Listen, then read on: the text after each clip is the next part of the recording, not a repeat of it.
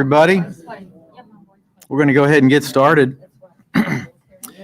We do have a public hearing tonight, and it's just on three issues, and so we sometimes do those at 6:15 to allow people time to comment, but I'm not anticipating any comments on these three, so we'll just do the public hearing now, and then we will go immediately into our regularly scheduled meeting. So the public hearing is on the following. The Board of Commissioners of the City of Mount Juliet will have a public hearing on August the 10th, 2020 at 6:15 p.m. on the following items to be considered on second and final reading. 1, amend the fiscal year 2021 budget to accept the 2020 Governor's Local Support Grant and appropriate funds for capital items. 2, amend fiscal year 2021 budget to appropriate funds for the replacement of a fire vehicle covered by insurance proceeds. And 3, amend fiscal year 2021 budget to reappropriate funds for police vehicles. Anyone wishing to comment on any of those three items and only on those three items at this time, please come to the microphone, state your name and address for the record. Okay, that's kind of how I thought it would go. So seeing no comments, we will close the public hearing. And we will begin immediately with our regularly scheduled meeting. This is the Mount Juliet Board of Commissioner meeting. It is August the 10th, 2020. It is 6:30 p.m. We do have precautions in place due to the COVID-19 crisis. You'll notice that masks are required. Those of us at this table may or may not have them on just because we're going to do a lot of talking, and so it's easier to take them off. And we are more than 6 feet apart. We've done that intentionally so that we can do that and comply with the requirements. At this time, we will declare that the quorum is present. All 5 elected officials are in attendance. We will set the agenda. It is set as published with the exception of item 9.1, which has been removed at the request of the sponsor. If you are in the audience, you'd like to follow along, the agendas are in the back of the room on either side. If you're watching on TV, the agenda is published on the city webpage. As we often do, every night we do, is our custom, we begin our meeting with prayer. And so we will ask the Fire Chief, Jamie Luffman, to lead us in the invocation and then in the Pledge of Allegiance. Chief? Yes, sir. Thank you all for this opportunity, and good evening to everyone. If you'll indulge me for just a quick minute.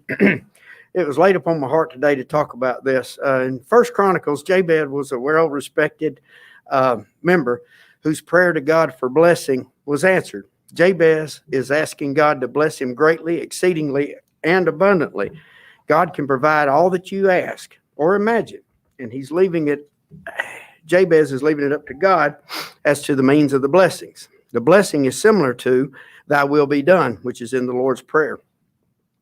In 1 Chronicles 4, 9 and 10, Jabez was more honorable than his brothers. His mother had named him Jabez, saying, "I gave birth to him in pain." Evidently, Jabez is Hebrew for Jamie. My mother has reminded me many times how much pain, not just in labor, but that's for another Sunday school lesson.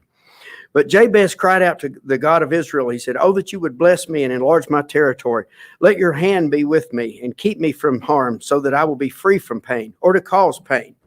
Jabez is actually Hebrew. Jabez is Hebrew for to give pain.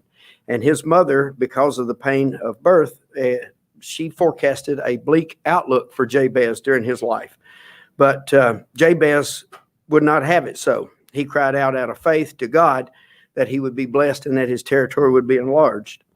And he said, "Let your hand be with me and keep me from harm so that I will be free from pain." And God granted his request. If you would, please pray with me. Heavenly Father, please grant us the vision of Jabez.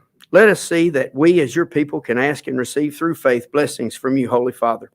Even though this year we as a city, as a community, and as a people have experienced such loss of life, loss of means, loss of belongings, loss of a lifestyle taken for granted by pandemic. Grant us, dear God, the faith needed to ask for and receive blessings during our hardships.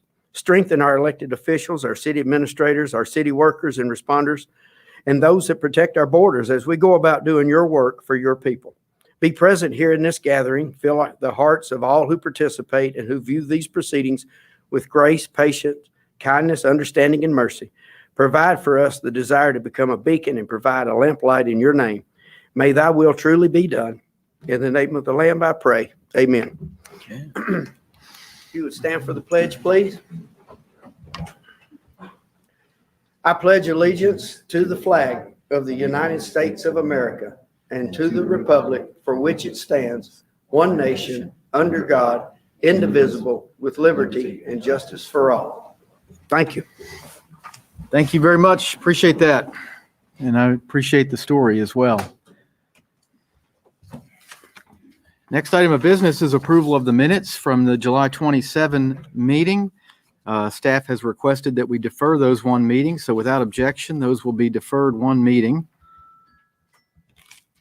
Next item up is citizen comments. Anyone wishing to address the board on any topic, you can come to the microphone, state your name and address for the record. I know many are here regarding the grant program, and so I do have a list in front of me, so I'm going to just go ahead and go down that list and ask you all to go in that order. And then if there are other comments after that, that'll be, we'd love to hear those as well. So first up is Peggy Simpson with Wilson Books from Birth.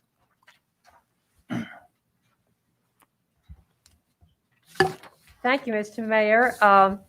Can I take this off? Because I cannot talk with this thing on. Mine's off. Well, I saw it was, and I almost took mine off when I saw that yours was. And when you wear glasses, man, it gets tangled up in them. I'm the coordinator for the Wilson Books from Birth. That's the replication of the Dolly Parton's Imagination Library, a program that mails free age-appropriate books to children from birth to the age of 5. It was almost 15 years ago to the day, Mr. Mayor, that I came before the city council here. You were on the council, and Ray Justice, commissioner, was on the council, and you all agreed to support the program and help us get it started in this county. And that was in September of 2005. The program has grown, and as of August the 1st, we have 5,900 children in the program. And I'll tell you that 45% of those children are in this Mount Juliet area. We have 15,000 children that have graduated out of the program, which means that they have celebrated their 5th birthday. They've gone to kindergarten.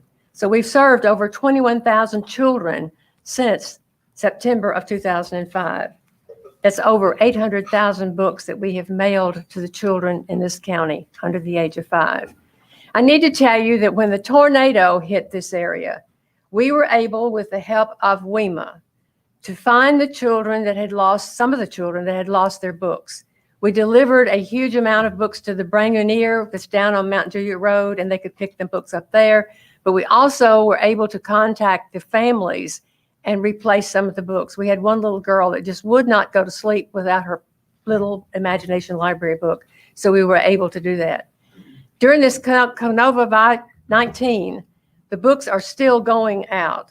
And we hope that arrival of a book at a child in the mail will brighten that child's day, as well as remind that parent to read to that child and to spend some time with that child. You have supported us for 15 years, and I hope you will continue supporting us for the children of Wilson County. If there are any questions, I'll be glad to answer them. Do you remember what I asked you 15 years ago? I sure do. Okay. And I have sure you do. complied with that, I hope? We still have that book, I think. I haven't seen it lately, but I understand why. All right. I'm talking about the inappropriate books that. I okay. know. There was one inappropriate, right? You thought, but I never did really understand that. But anyway, You didn't understand my comment about that, or you didn't understand? why you thought it was inappropriate. Okay. But we talked about it. We did. All right. Well. Okay. Nobody's going to tell me. I think that's weird. That's Ray, I didn't understand it, but he's can have his own opinion, right? Well, I just hope that you'll continue. I mean, it's a great program, Right. but we certainly don't want any kind of inappropriate material going to young children. Right. And I hope that we're all on the same page on that. Right. I hope we are. Thank you. Thank you. Thank you for all you've done. Right. Next up is Christy Powell, Mid-Cumberland Young Marines. Hello. This is Austin. He's actually a cadet. Hello, You want to tell him your rank? my name is Young Marine Staff Sergeant Austin. I'm with the Mid-Cumberland Young Marine. Lean toward that mic or lift the microphone up, How's maybe. it? You're a big boy. Lean that. Yeah. There you go. My name is Young Marine Staff Sergeant Austin. I'm with the Young Marine program, or the Young Marine Mid-Cumberland program. Have been for about 5 years now. So And I'm the paymaster, so I do the bookkeeping and apply for the grants and basically just make sure everything's up to order with All the right. Well, program. But we have 23 kids enrolled currently. yes, ma'am. And this last year, we were able to take a trip to Hawaii for them to go to Pearl Harbor and visit. And they got to be in the Marine Parade. And it was just really awesome for the kids, the community service that they perform. I know currently my son, who had to work tonight, he has almost 150 hours of community service that he's done along with the Young Marine group. So the funding really, really helps, especially since we're not able to do any fundraising because of COVID. And do you have any questions for us? Oh, but thank you for coming out. Okay, well, thank you. Next up, Melissa, Mount Juliet Senior Center. Good evening. I'm Belisa Sandin. I'm the new director at the Mount Juliet Senior Activities Center. I shouldn't say new. I've been here since December, but it's still new. Trying to settle in. During that time, we had the tornado hit the community and then the COVID-19. So we have been closed due to Governor Lee's orders through this entire time. And the current order goes through August 29th. So we really don't know what is going to happen after that, but I don't foresee us opening probably in the next 60 days, but we don't know what's going to happen with that. We're requesting funds from the citizens of Mount Juliet to assist the Mount Juliet Community Center in fulfilling its mission to seniors in our community. They have really been at loss without having their exercise. They are isolated. We are currently calling, we've made 1,200 wellness checks. We are calling, the staff and I, we're keeping up, checking with them, putting them together, putting them with Meals on Wheels, food baskets, anything that they might need, and sometimes just to chat. Sometimes they just want to talk to us and kind of vent about everything that they've had going on. We have had, we have not been able to have two of our largest fundraisers this spring, which is the gala and the reverse raffle. It doesn't look like real hopeful that we're going to have any other fundraisers, with possibility of doing our spaghetti fundraiser with takeout. We'll wait and see how that goes. During that time, our trips, we've lost revenue from our trips on top of the fundraisers, and we've had very little variance in our fixed expenses. So the bills, insurance, utilities, all that has continued on. Membership renewals are down 78%. We were up at 477 members, and that was March 13th. So our renewals come up in July, and we've had 102 renewals. So we are pushing to do that online and have people do curbside if they want to go ahead and renew. We have asked for an increase this year just for those reasons, so we can be ready to service our seniors as soon as they are able to come back, and we can start our programming back with exercise, groups, knit, crochet, just everything that they're missing out on right now. Does anybody have any questions? Any questions? I do know that thanks to this board, you just got a check for $247,000 from Goodall Homes. We did. Yeah, and just so everyone is aware, that was a condition of the approval for the townhomes over on Pleasant Grove Road.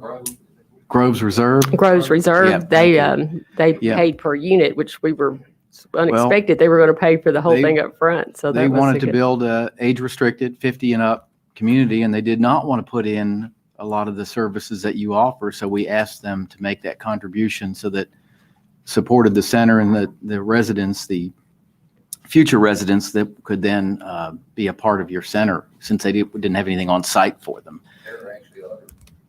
And there's others as well that we've made a similar request. So I think that will be a good partnership for us in the future, because they want to promote the center, and we've given them flyers to put in their packets, and then they'll give us information to hand out as well. Yep. So. all right. Well, thank you very much. Oh, thank you. What, one question? Okay. Let me get your microphone on. Yeah, go ahead. Good. Is it Yeah. 3 years ago that we actually worked the partnership out to where we would grant to the Senior Citizen Center the land Yes. for them to build the new center? Correct. Now that $247,500, if I'm not mistaken, that amount of money that was coming from Good Old Homes was kind of we have worked in that area to get that money going towards that center to get it built. And I understand y'all are undergoing some fundraising efforts as well along those lines. And I know you're new, so you may not know all the details of this, but can you kind of give us an update on your plans, where y'all are heading with that? And Well, unfortunately, we've had to put the capital campaign on hold for the building just because at the time, I mean, we hope to start that back up either, this fall or the first of the year, but it hasn't been a good time to ask for donations with everything going on in the community for that, because we do have a building at the present time. So they've kind of just the board has put that on hold for a few months, just until everything opens back up and kind of Right. gets settled in the community. But yes, the plan still is to build a new building. that $247,500 that we got allocated to you guys, that's going into a separate fund for a building fund for that new senior center, right? Correct? Correct. That's there, and I don't know exactly, the finance director will be able to answer that, what type of, they're putting that in something that's going to be able to hopefully, get more money gained on that. Okay. So, Good deal. so there's where we are. Thank you. Hopefully we'll get a new building down the road someday. Hopefully soon. Hopefully soon. Thank you very much. All right. Thank you. Next up, Rachel Lloyd, Mount Juliet Help Center. I guess I gotta keep my mask on, don't I? Hello, my name is Rachel Lloyd, and I'm one of the current board members of the Mount Juliet Help Center. And I think we all know Jamie, who is also on the board. I'm just gonna read a quick little statement. Hopefully it'll be quick. The mission of the Mount Juliet Help Center is to provide temporary and emergency food assistance to families located in Western Wilson County. Our purpose is to help bridge the gap for our clients who are unable to provide basic necessities for their families. Our goal is to offer compassionate support with our clients throughout the area we serve. On March 3rd of this year, our community was hit by a devastating tornado. We all observed our community step up for one another during this tragic time in record numbers. Shortly after one tragedy, we were hit with the pandemic. This resulted in many of those same neighbors who helped one another with cleanup and donations become a person in need themselves due to record unemployment. In March, we saw a rise in the number of new families who requested our assistance or help, whether that be food or utility assistance. This trend also continued through April. During this uncertain time, when our clients and families relied on our services, we took extra precautions to keep everyone safe. This includes our employees, volunteers, and our clients. As a result of our cleaning and safety procedures, the Help Center has been fortunate to keep our doors open during this time of need in our community. Our hours may have temporarily changed, and the assistance pickup methods look a little bit different, but our mission to the community is the same. We are here and open to help. During the summer months, we operate a summer food program for school-aged children, which provides boxes of food containing 4 breakfasts, 4 lunches, and various snacks. Our boxes contain items such as oatmeal, cereal, milk, bottled water, fruit, peanut butter, mac and cheese, popcorn, and ramen. The older students that were in middle school and high school received extra amounts of some of these items. Over the course of a 9-week period, we were able to provide 464 boxes of food for the children in our community. We recently wrapped up our school supply giveaway. This year, whether a student attends physically or virtually, they need to be prepared with the appropriate supplies. At the end, 163 backpacks were handed out to school-aged children with the supplies tailored to both their grade and their school. The kids were even able to choose out their own brand new backpack. This year has been a roller coaster, as I'm sure everyone would agree with me.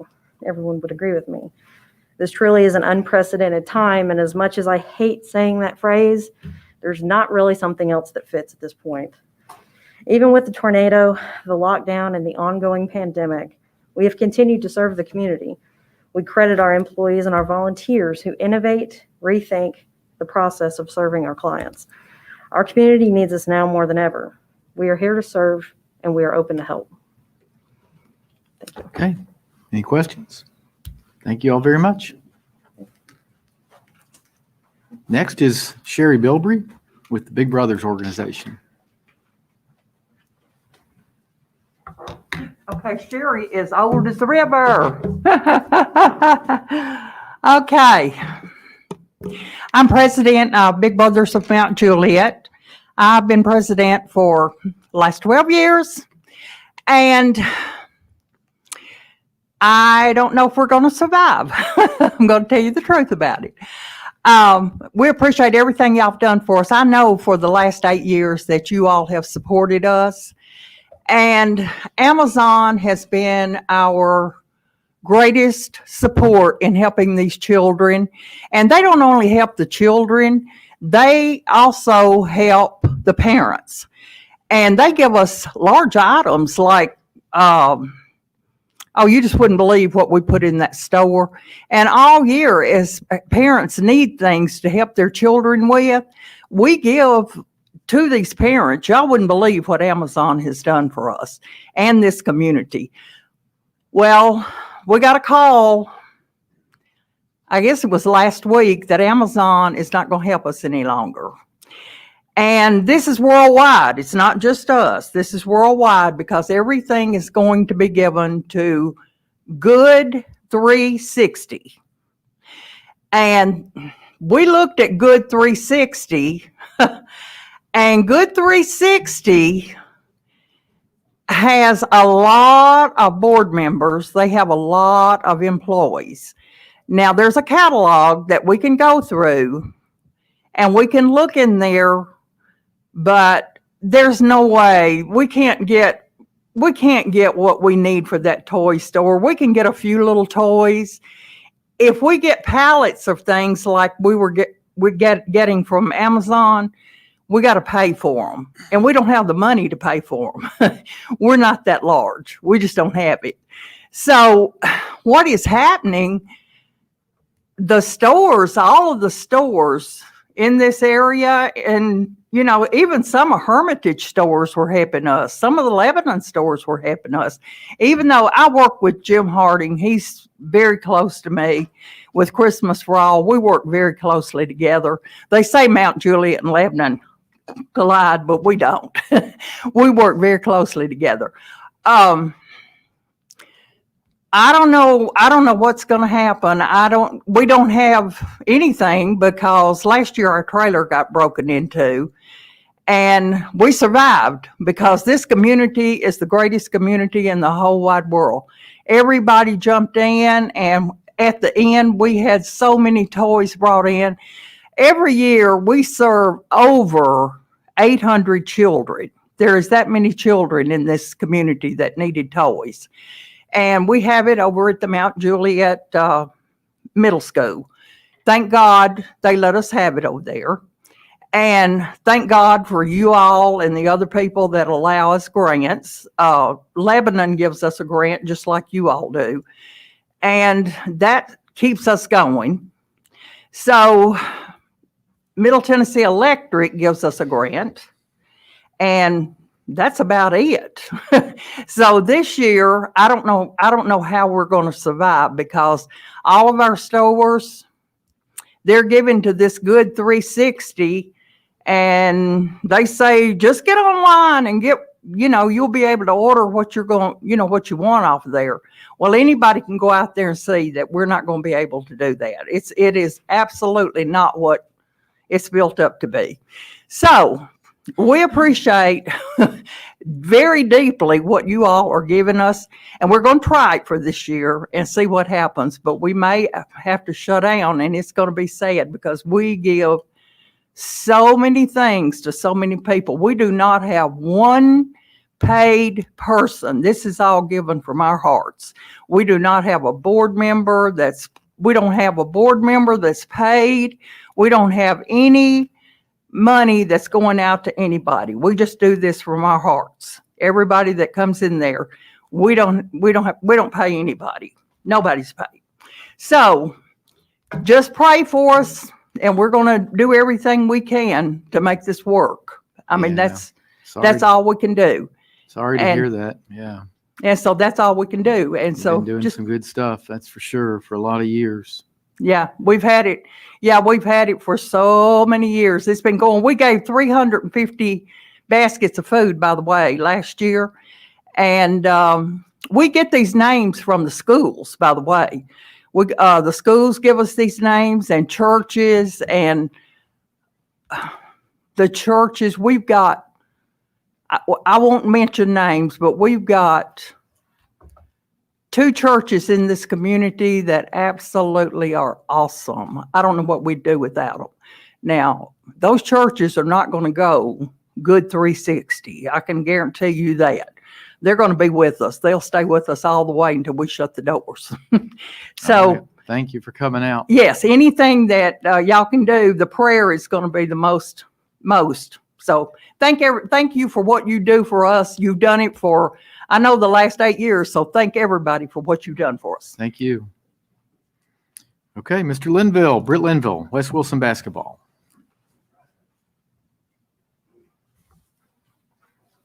Well, my name is Brett Linville. I'm with West Wilson Basketball Association. I think it's 31 years now. When I started, we had about 250 kids. And last year we had 1,200. It's West Wilson, okay? But this past year, of course, the tornado tore up West Wilson Middle and Stoner Creek. So to make sure the kids could play, I've talked to Rocky, and we've working a deal out to use the community center so that our upper age groups can play. But, you know, we have to pay for the schools. We have to pay, we don't know how much yet for the park, but we got to have it, okay? And it was one thing I really don't understand. I've been coming up here a long time. Is I don't understand the difference in basketball, baseball, and football. That's 3 sports. And what I don't understand is, now I appreciate what you do for us, okay? And this year we'll probably have at least 100 more kids. You won't believe how many is already registering. But I don't understand why we get less. I mean, it looked like to me it would be even. I mean, that's what I'm thinking, okay? Or I may be wrong, but I just don't understand that. But we send out our applications, you know. Our registration is not as much as baseball or football. We don't have cheerleaders and things like that, but we keep kids off the street for 4 months, 4.5. And we have a program we call the Challenger League, and they were playing at Stoner Creek. Of course, that's demolished. It's about 100 kids in that league. When I started, it was 12 kids in that league, and that's handicapped kids, okay? They don't have to pay. And if they need shoes, we give them shoes. Some of them's in wheelchairs. We try to help any way we can, okay?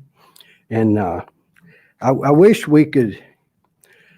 County gives us a grant too. In fact, the county gives us more than the city.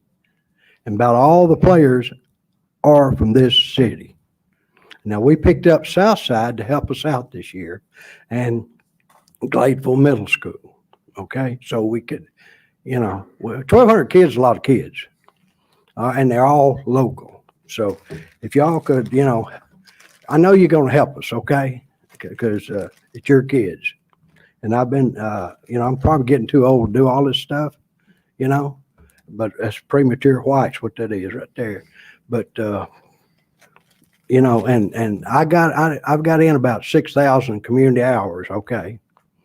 So I would like for y'all to give us as much as you can, because we're going to have a lot of expense. We have to pay insurance for all the kids. We have to pay for the schools to even have our program, okay? You got any questions? Thank you very much for what you're doing. You've been doing it a long time. I know that. Yeah, Appreciate you. thank you. Okay, next up, Lauren Smith, Charis. y'all take handouts? I brought books. Yeah, give them to Kenny over there. Be good. This is our annual report from 2019. Oh, I think we got it in the mail. I mailed you one. I didn't mail everybody Okay.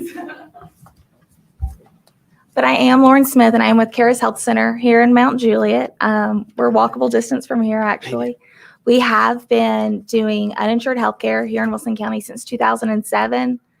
The last 2 years, and you can flip through the book, it tells a lot about our growth and what we've done in the last 2 years. We've had 42% new patients solid the last 2 years. We're projecting anywhere between 60 and 75% this year due to COVID. With the funding the city has allotted to us the last few years, we've been able to do really exciting new programs just for people who live inside of Mount Juliet. Last year, we started seeing children under the age of 12 that live in Mount Juliet for free. We also will see veterans for free at the clinic. Being able to have a clinic where the uninsured can come and get affordable care as low as $25 a visit. I will also say we've never turned anyone away. So if they didn't have the ability to pay the $25 copay to be seen at Caris, we will still see them. And we make do through grants and other donations. One of the other really neat things Caris has been able to do is get new partnerships where we can dispense free medications. So you can get insulin for free at Caris. You can get EpiPens for free, your cardiac medications. We also have a large women's health initiative where women can get mammograms for free, and we can do breast and cervical screenings.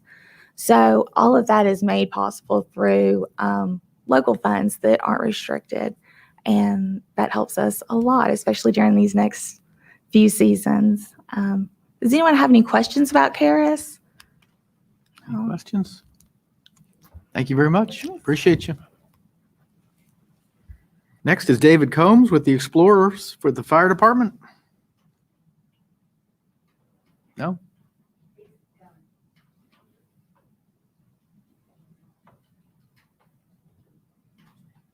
Oh, come on in, Dave.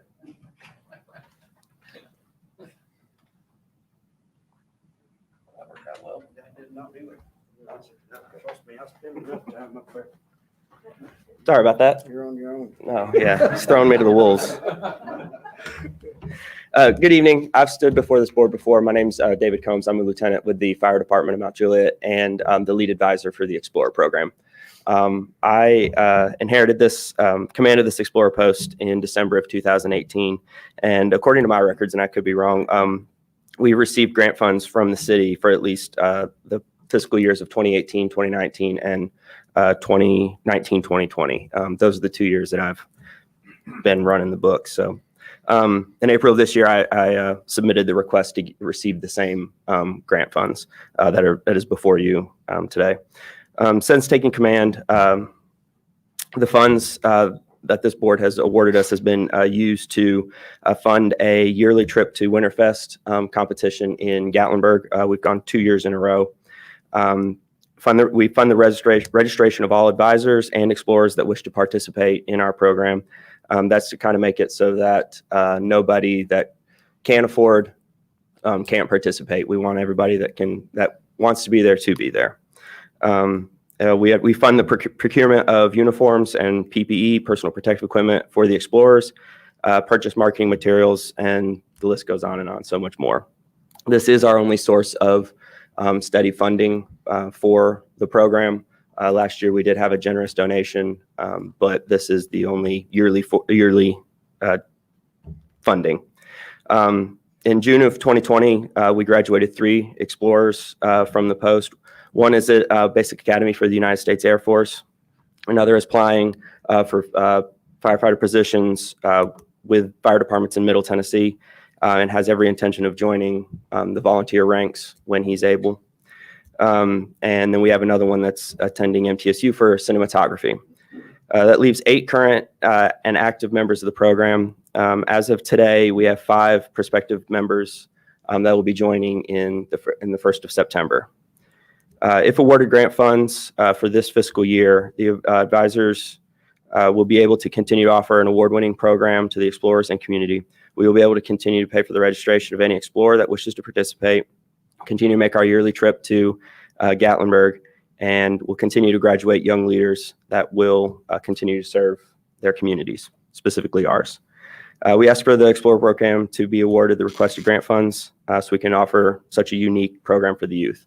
And one final thing, for anybody that knows anybody that would be interested in the fire service that's between the age of 18 and 21, we will be having our open house, yearly open house, August 31st at Charlie Daniels Park from 7 to 9. So they can come and learn about the program, meet the explorers, meet the advisors, and then we'll jump off into the semester shortly after that. So at this point, I'll take any questions if anybody has any. Any questions? What was the age? 18 to 21, I'm sorry, 14 to 21. I did say 18 to 21, you're right. 14 to 21. However, when they turn 18 and graduate high school, I encourage them to jump up into the volunteer side. I don't need a 21-year-old explorer. All right. Thank you very much. Great. Thank you, guys. Next up. Just to add to that real quick, we now have 2 current career staff firefighters that came up through the ranks of the Explorer program. They were explorers, they became volunteers, and now they are paid members. So being a homegrown boy, that was one of the boxes I wanted to check with this venture, was to get some other people like myself that was invested in the community to invest in this department serving the community. And it's starting to show. We've gone from seed to harvest with 2 and like to continue that. Lieutenant Combs, I can't say enough about him. He is certainly a jewel. When this opportunity came open, he jumped right into it and has done amazing things. He's also leading our volunteer group. So if there's ever any funding for that, we'll be back up here for that. But right now, it's just the explorers to see those kids learn about the profession, the fire service, the honor, the courage, the integrity, and we do on occasion put them to work on the fire ground. So they have a job. Everybody has a job. But thank you for your consideration. Thank you very much. Next up, Andy White with Prospect.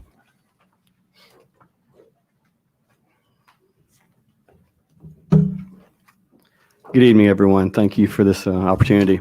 My name is Andy White, and I'm the Executive Director of Prospect in Lebanon. We provide support for individuals with either an intellectual or developmental disability. We've been serving Wilson County for over 50 years. I want to thank you so much for your past support, and just thank you for your consideration of your continued support. Your support certainly makes our community stronger, as witnessed tonight with all the nonprofits here and your involvement with all of them. So thank you for that. Our request is to help offset staffing and transportation costs for our adult day services program. Loneliness and a sense of social isolation are prevalent among individuals with either an intellectual or developmental disability. And so we strive to combat this by enhancing their quality of life. We do that by having them come to our facility and participate in activities, as well as go on community-based activities. Now, our day center has been closed since the first reported case of COVID-19 in Wilson County back in March, and our community outings have been extremely limited as well due to the pandemic, thus making the need for socialization even more important. And I think we all can relate to that. We've adapted, though. We're using technology to do virtual outings and virtual activities. We're certainly eager to resume our normal programming as soon as we can. Your support helps us to continue to provide services to enhance the lives of really our community's most vulnerable citizens, and we thank you for that. Any questions? Thank you, sir. Thank you. Appreciate it. Next up, Melanie Garland, Lantern Lane Farm.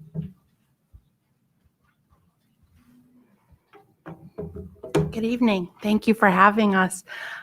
We appreciate the relationship that we have had with Wilson County for, the last 15 years since Lantern Lane was started. Ralph and Joni Cook started the farm in 2004 to provide a place of restorative healing and a place where you could go and get Christ-like care, regardless of what your situation was, regardless of your education, your faith, and your financial means. And over the years, they have provided counseling services for thousands of local residents. And as we see whenever we do our annual mailings each year, the those people have moved all over the country. So it's a wonderful place. If you've never visited, there is nothing quite like driving onto the farm. It's a peaceful, tranquil setting. It allows you to clear your head, and it allows us to reach out and help folks with today's problems that they're facing. This year alone, like everyone else, we experienced some of the tornado impacts. Our client load, we had numerous people respond as a result of the trauma that they experienced, either as people who had their property destroyed or hurt, or as kids who were dealing with the thought of their school building being destroyed. We then pivoted whenever COVID arrived on our shores, I guess, and transitioned pretty quickly to telehealth. We have 25 therapists, 9 of which are master's level student interns, and all of them were willing to suspend their in-person face-to-face routine so that we could provide the telehealth help that we wanted to be able to give our clients. We have experienced basically no loss. There was a small dip. We've got probably 1,500 clients that we have seen this year. And with a client, it could be one person, it could be a family, but all of those individuals have families. So we're talking 1,500 families have been impacted by this area. Your funds, how do we use your funds? Many of the things that make Lantern Lane special are, the facility and the care that they receive. But one that's really, really important, I think, as any of the other nonprofits would attest to, is the fact that if you can't pay for the service, you're not turned away. The funds that you have granted us in the past, and we hope you will bless us with again this year, will be used to help cover the gap for those folks who cannot afford to pay for their therapy session, because in many instances, there are folks who need it as much or more than a lot of the folks who can pay for it. So thank you very, very much. We appreciate you, and we look forward to a continued partnership. Any questions? Anybody? Thank you very much. Okay, we also have Charles with the Tennessee Small Business Development Center. Sorry, I couldn't read your last name. That is quite all right. I've been called worse, I can promise you. I'll make this short and sweet, folks. I'm Charles Alexander, Tennessee Small Business Development Center. And what we do is two simple things, but we're really good at it. First and foremost, free one-on-one business coaching for anybody that owns a business or wants to start a business. And we also have low cost or free training for those same set of people. Been doing this for 13 years. I have a 4-county footprint, Sumner, Wilson, Trousdale, and Macon counties. The thing that we're most proud of is what I just handed you, is the Economic Impact Stakeholders Report, where we can actually track what we're doing. And unlike a lot of economic impact reports, ours are more understated, not overstated. So annually, for example, last year met with 170 clients, 537 came to workshops, but most importantly, we helped real businesses get started, capital formation of over 3 million, 81 jobs created or retained, a lot of those right here in Mount Juliet. And if you'll even be able to see the second sheet of paper I gave you there, even though all of the counseling we do is confidential, you'll see that we've got a few folks that let us brag on them and talk about, kind of a little bit of what they've done. Without, stating the obvious, this year's been a challenge.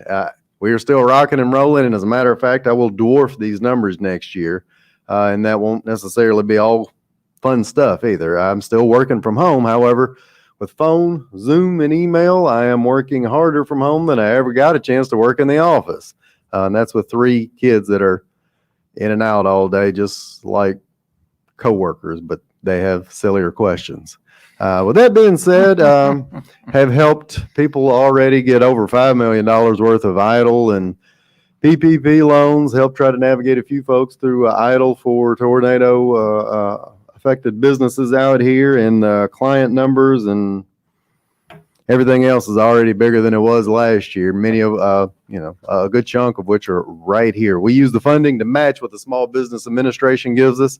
They require that we have a 51 cent on the dollar match. So any dollars you guys give us actually goes toward running our center. And I come out here once a month to the Chamber of Commerce to set up shop and to meet one-on-one individually and confidentially with clients. And this year, I got a chance to hire somebody to do that. Unfortunately, I hired him in March. So he's been sitting at the house so far. Any questions?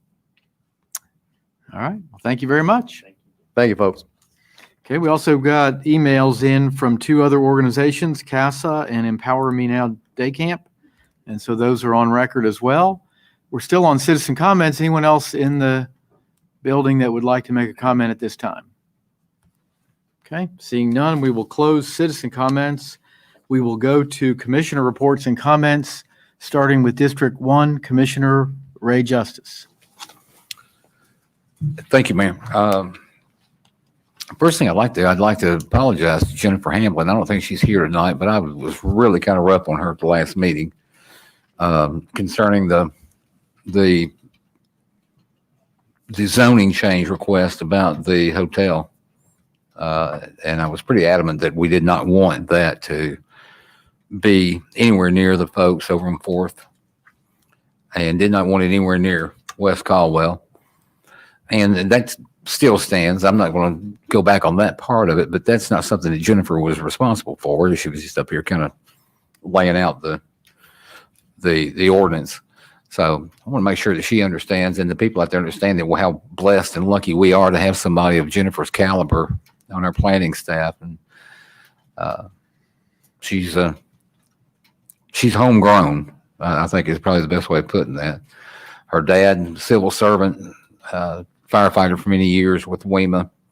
Mom, salt of the earth people. Jennifer, who's grown up in this community and then with this city. And so, there's no reason whatsoever for anybody to believe that Jennifer's doing anything that is not absolutely in the best interest of the city of Mount Juliet. So I want to make sure that I get a little heated and a little aggravated when I feel like somebody's being taken advantage of, and I don't allow the residents of our city to be taken advantage of, but it was not Jennifer that was doing that. So she just kind of caught the brunt of it. I would also, at this point, like to thank and tell the folks in Mount Juliet how blessed we are. We just had an election, and congratulations to those that lost. Didn't hear a lot of stuff being thrown. The mayor caught that. Wasn't a lot of mud slung. It was actually a pretty decent election for the most part. For those that won, condolences.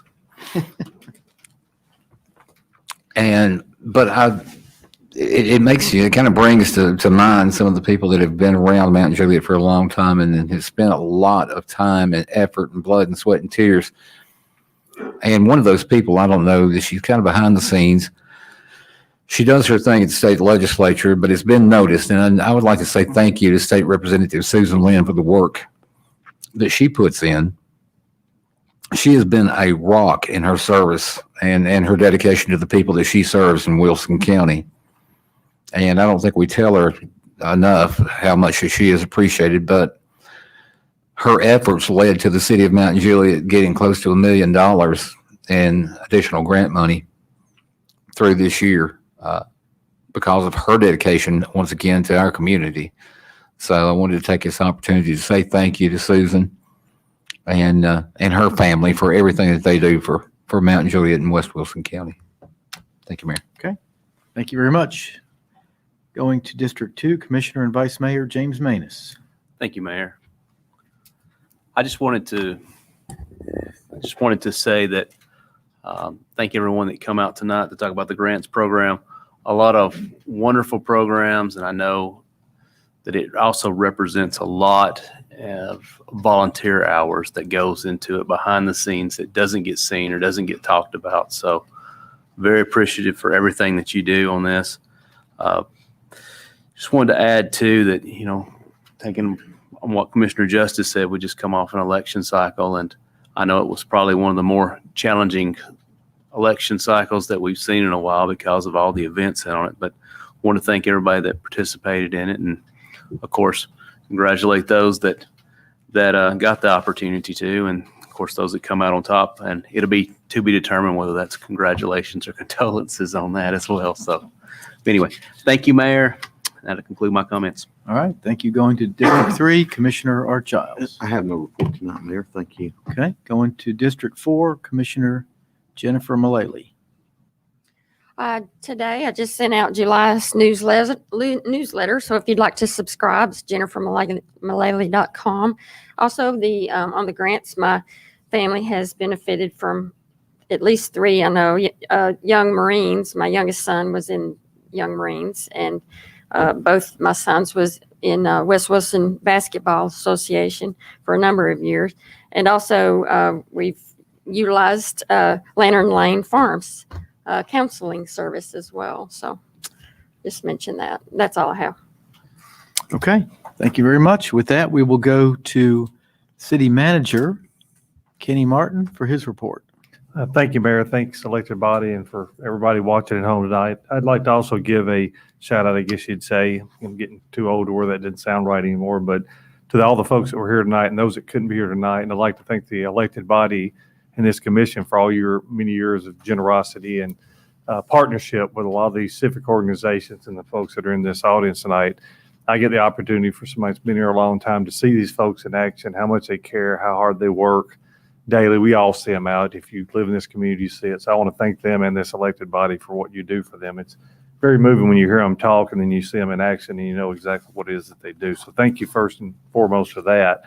I'd also like to thank everyone that's been working as we went through all these, the pandemic and the tornado over the last several months since March 3rd, and even actually before that, that make this city work, make this country work, make this state work. There's a lot of people working very, very hard, and sometimes it's easy to take those things for granted. You know, when you get a case of water, a bottle of water, and you start thinking about that had to be prepared somewhere, shipped somewhere, driven somewhere, and then sold somewhere, and you had to be able to pick it up. So thank everybody for what you do. And I'll end with saying, please continue to shop and especially patronize your local businesses, especially in this community, because it benefits this community and many of the organizations that we've heard present today. So thank you so much. And thanks to all our wonderful businesses out there for what they do. And Mayor, that concludes my report. All right, thank you very much. We're going to now go to the business portion of our agenda.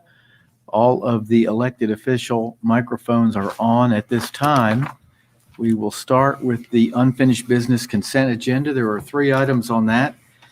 First one is 8A1, an ordinance amending the fiscal year 2020-2021 budget, ordinance 2020-25, to reappropriate funds for police vehicles.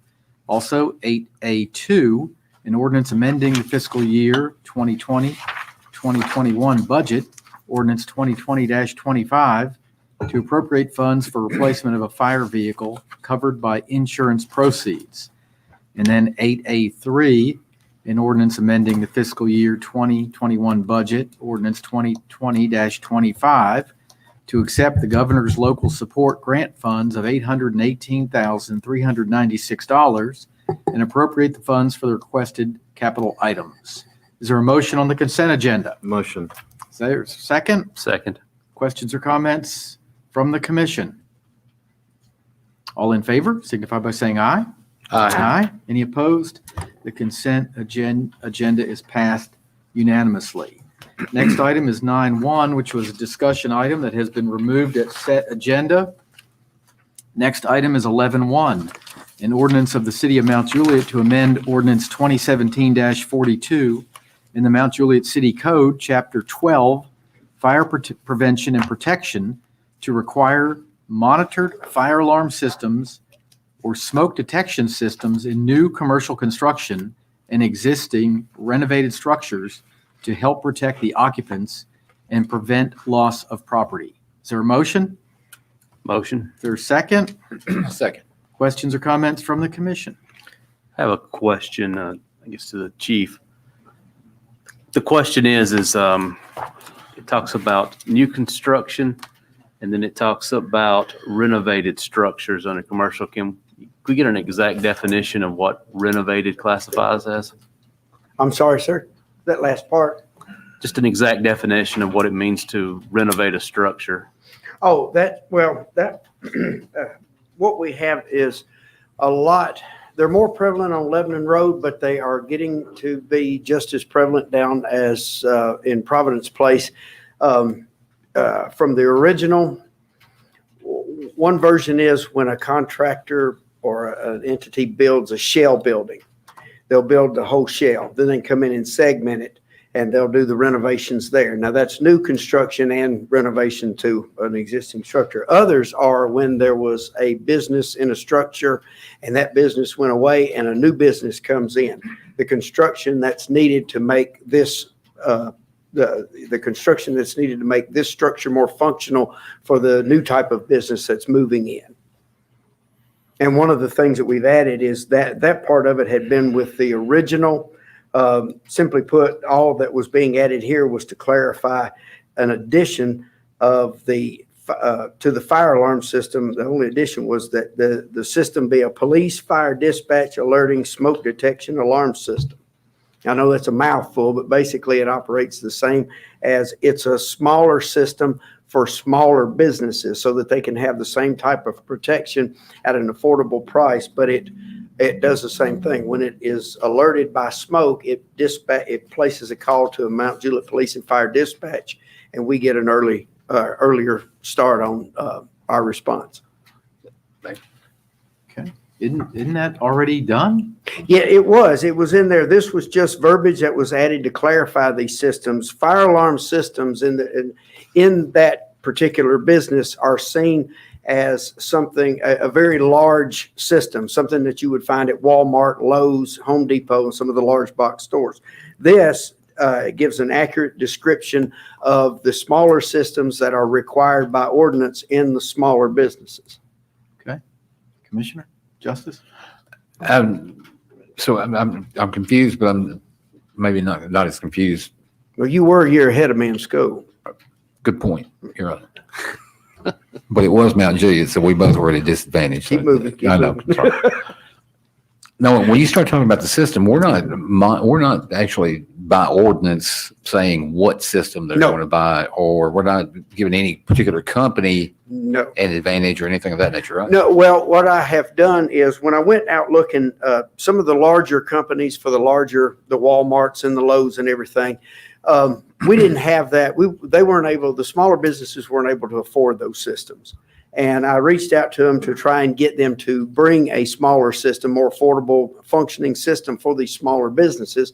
And they just didn't have anything on the shelf. So I reached out to some smaller system providers, and they were able to do that. Now I have in truth and transparency, I have every one of their cards in my vehicle. Right. And when somebody has a question, when we get to this point, if they haven't already selected one, I will give them a handful of cards and say, here, these are the ones that have responded. These are the ones that will do business in our city. And these are the ones that you can price each other against so that it's capitalism, it's competitive, and it's fair.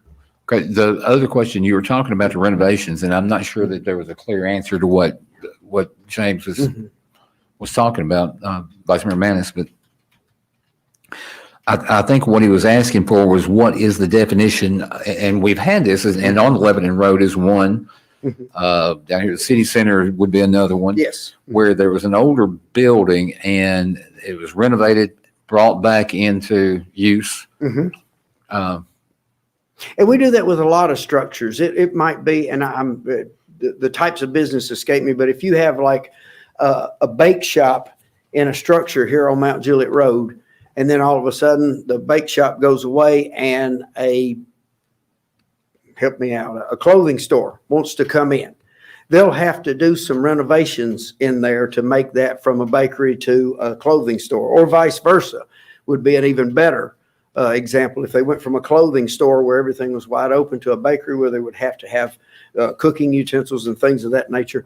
But it's still a small, and I don't use this disrespectful in any way, shape, form, or size, because I think it's honorable. A small mom and pop business that we have here. We still we still cater to them, that this is still a viable place for them to do commerce, and we want to do that. Right. But as the department head of the fire department, I want to be able to offer them the same level of service, fast service, that we get with Walmart, Lowe's, Home Depot, the big box stores. And so this was a program that I incorporated, or an ordinance that I initiated a year or so ago with y'all's blessing. Right. And what I wanted to do was to make this, for the city, make sure that the verbiage in there was absolutely accurate as to what we were asking them to do. Thank you. Okay, so a renovated structure would simply be whenever someone needs to pull a building permit. Basically so, yes, sir. If they don't have an alarm system that comes, that the structure owner owns or provides for them, this is something that they can do to do business with. Okay, so if they're just doing minor renovation that does not require No, if pulling a it's- building permit, they don't need to. No, Concerns. if usually what they do is we go, if they've already been here prior to this ordinance and they don't have a system, I will encourage them to get one. I will certainly give them, the contacts that I have for that, but it's not, by this ordinance, they're not required to do that. Now, once they come in and it's a whole nother entity or a whole nother business service provided, then yes, we go through this ordinance here. All right, thank you very much. Mhm. Oh, Commissioner Mullally. Yes, You have a ma'am. question for? I was looking through the MTS site this weekend and just have a couple of questions. So this pretty much is on the front end. What is set in place on the back end? On the back end? For example, existing businesses. Existing If it's not business. new construction or renovation, just existing business. Right. There is an entity out there, it's called the Brycer Corporation. And I've got some information coming to the city manager up in the next week's weekly department report that gives an update. We came before the board as a department and asked for, permission to work with Brycer. And what they do is they're a compliance company. And it doesn't cost the city anything. They research the businesses within the city, line up inspections, and go from there. And if they come across a business that does not have one, then we encourage them to explore the option of getting an alarm system. Okay. So what is set in place for annual fire inspections? The same thing, the compliance company, That's Brycer what will it go, is? yes, ma'am, they'll go Okay. do that. Anybody that has a sprinkler system, a riser room, or a monitored big box fire alarm system, that's part of our pre-planning program, to where we're moving so fast and growing so fast, that's enough to keep us busy. But we can't forget, the businesses and everything that's been established prior to our existence. And so we want to start reaching back. We've got the opportunity now to start reaching back and doing some of that with this compliance engine. They do a lot of the legwork. They get credit from the businesses and not from, or from the insurance underwriters, and not from the city or the fire department. Okay, so this is basically as an outsourced company Yes, ma'am. going to be doing annual inspections? Yes, ma'am. Okay. Would it be possible for our Mount Juliet Fire Department to do annual inspections instead of hiring out? We're not hiring. It's free. For free? It Okay. doesn't cost us anything. No, ma'am, right now it's not. Okay. We're doing a lot of what we can. I mean, if you look at just Amazon alone, 3.6 million square foot, and all of the fire protection, fire suppression that goes into that alone. And then you have SEVA rebuilding their buildings. And I'm just scratching the surface and all the way down to the new businesses that are coming into box structures or shell buildings that we have down in Providence Place. We're staying busy enough going through the permit process of inspecting those for everything from fire suppression to life safety issues, to just simply pre-planning them on shifts. And that's all the progressive stuff, the new things that are coming. It's at our size right now and at our age, we're just not able to go back and get all of the businesses that are there. There are just too many. And so this compliance engine was an opportunity we saw to gather that information to be able to provide a better service, a better fire service for the community at no cost to the city. And we're able to start building a file on those businesses that you're referring to. Okay, so that'll pretty much take care of the commercial buildings with the high occupancy of the public. For example, say daycares. Daycares are different animals. Those come through the state, the Tennessee State Fire Marshal is the authority having jurisdiction over those. Now, they follow a very stringent rule about fire protection and fire monitoring, and we don't, but those aren't things that we actively do. We do service the call for service, but the permits and everything come through the State Fire Marshal's office. Okay, because that was my concern, was places like daycare with They loss of have life. annual inspections from the State Fire Marshal's office. Now, my counterpart at the State Fire Marshal's office will contact me each time she is inside the city limits of Mount Juliet to do an inspection and invite me to go with her. And if the scheduling is there, then I will go. If not, then she'll get it and I'll get a copy of her inspection. Okay, so the state does annual inspections on daycares. On daycares and assisted living, And nursing homes, things of that assisted nature. living. Yes, ma'am. Okay. And schools. And schools. Okay, and then places like Target and things like that. That's what the compliance engine will be. The Brycer Corporation will take care of those. They'll feed us a report. We'll go back and talk with the proprietors there, see what they need from us to get up to speed. It's an opportunity for us to get in the door. It's an opportunity for us to do pre-planning, make acquaintances so that we can get up on the roof and, you know, actually get there. Mayor, guys, I'm we're sorry. straying a long way from Oh, 11-1. okay. Sorry. This is Well, first the reason reading, I also, asked, isn't it? Yeah. Yeah. We may need excuse me, I think I have the floor. Let me interject one thing. If we're going to be going into another direction on all this inspection with the Bryson group that you're referring to, it may be helpful that we have a work session on it. It sounds like there's going to be a lot of questions, but right now we're on 11-1. The reason Let's stay on it. Go ahead. Can I mention the reason I was asking? I was going to make a motion to add annual inspections. That's the reason I was asking. So since you have something in place coming up, would there be any need to add a motion to the amendment, add an amendment to the ordinance at this point? No, ma'am, No? not to this not to the spirit of this ordinance. No, ma'am. Okay. Well, that was the reason I was asking. All right. Any other questions? Yes. On the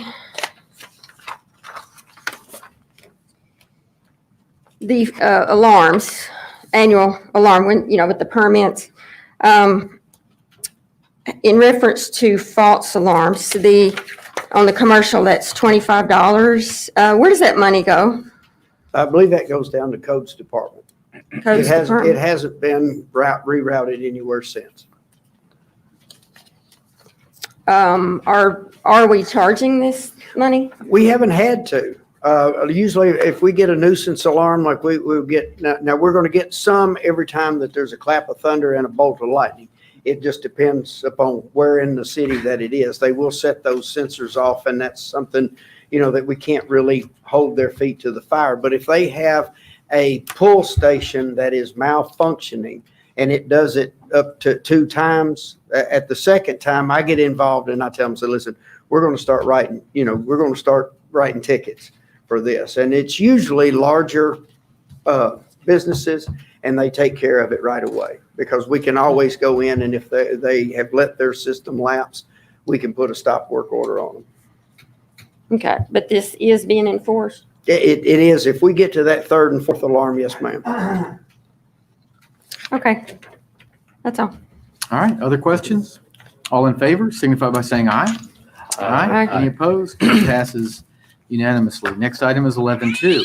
An ordinance amending the fiscal year 2021 budget, ordinance 2020-25, to accept a donation from Two Rivers Ford and appropriate the funds for construction of a left turn lane on Belinda Parkway. Is there a motion? Motion. Is there a second? Second. Questions or comments from the commission?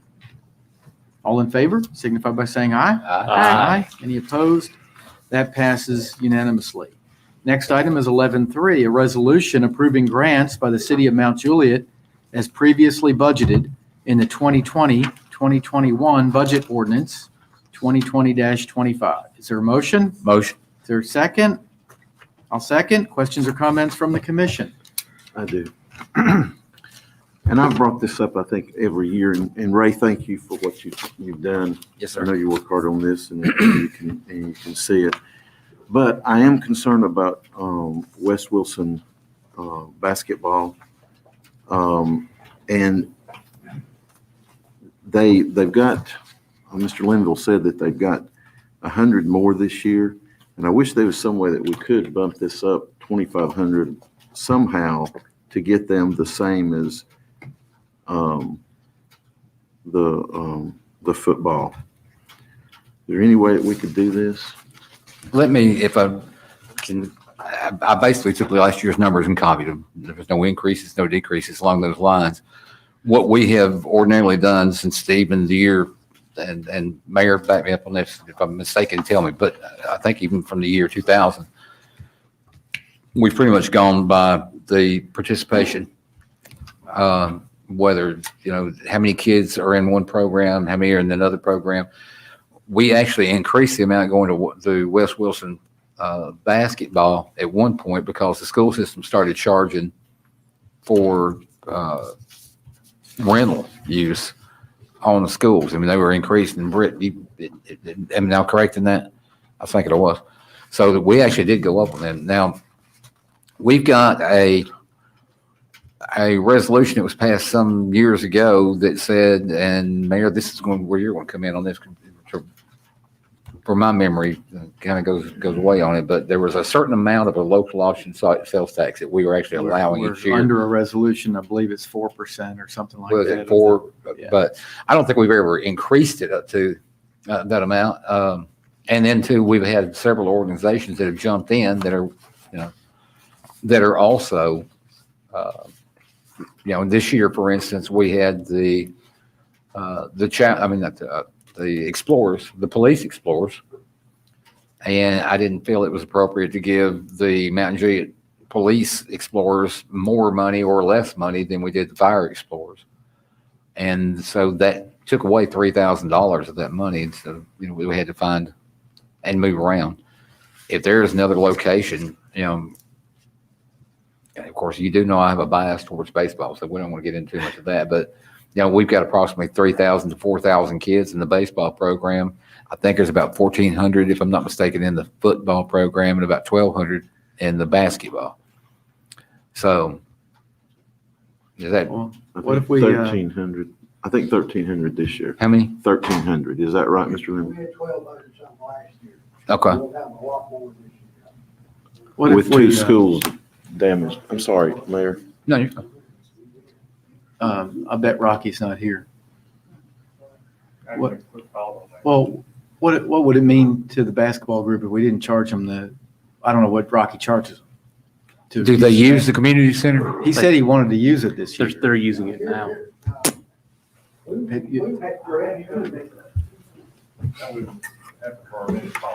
Call, hey, Kenny, call Rocky while we're doing that. Well, look, it wouldn't be fair to Rocky because I talked to him. Manis is on the board. I'm on the city parks board.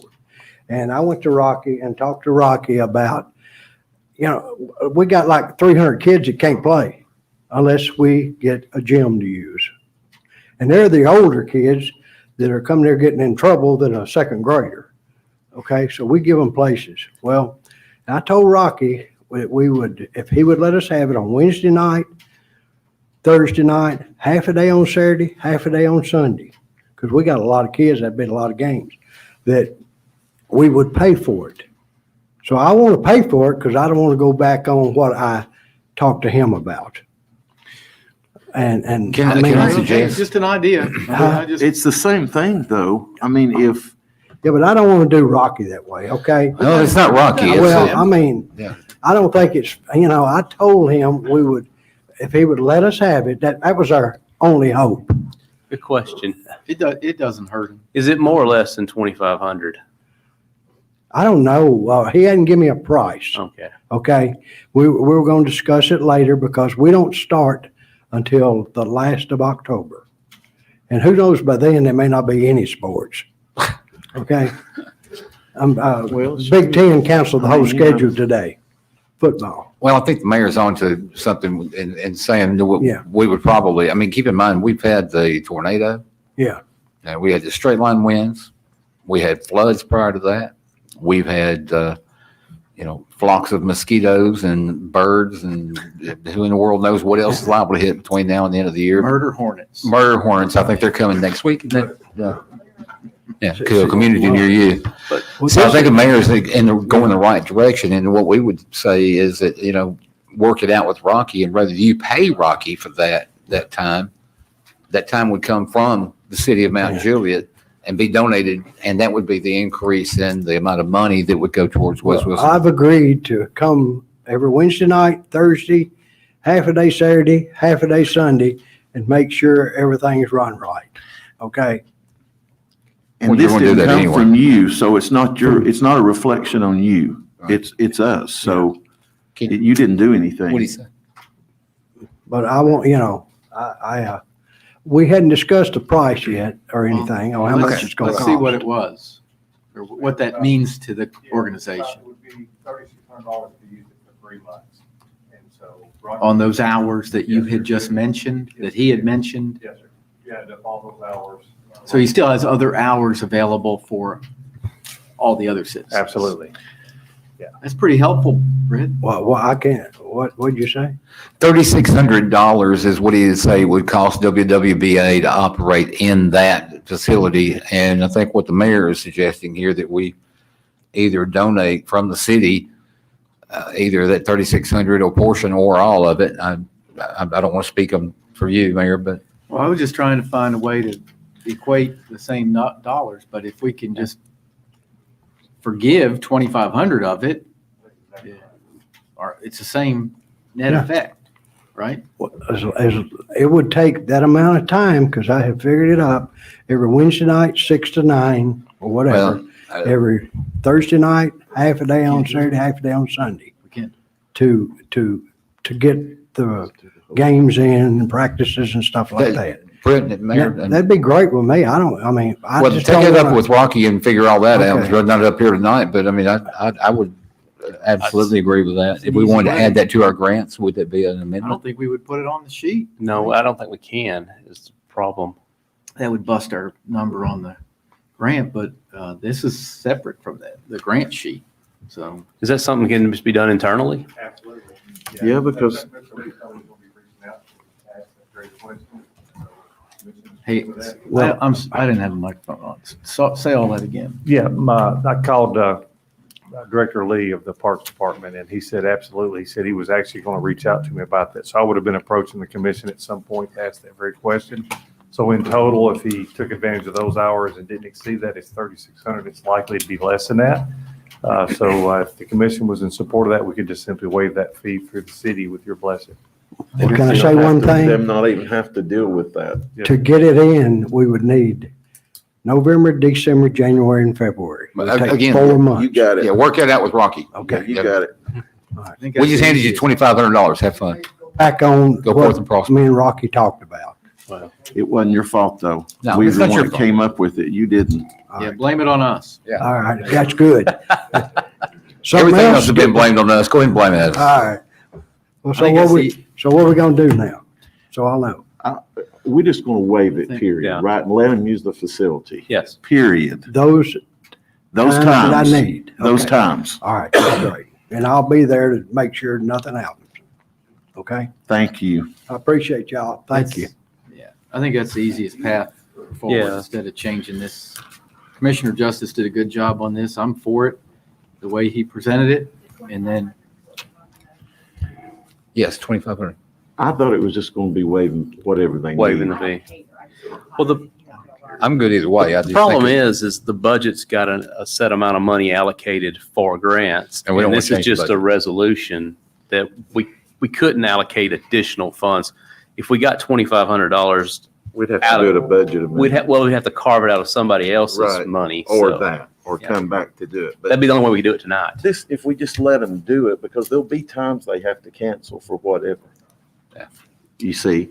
So we shouldn't even just charge them, just let them have it. Isn't that what he said? easiest Yes. path forward. Yes. Okay? Don't do anything to this resolution. No, and they can play over there. Yeah.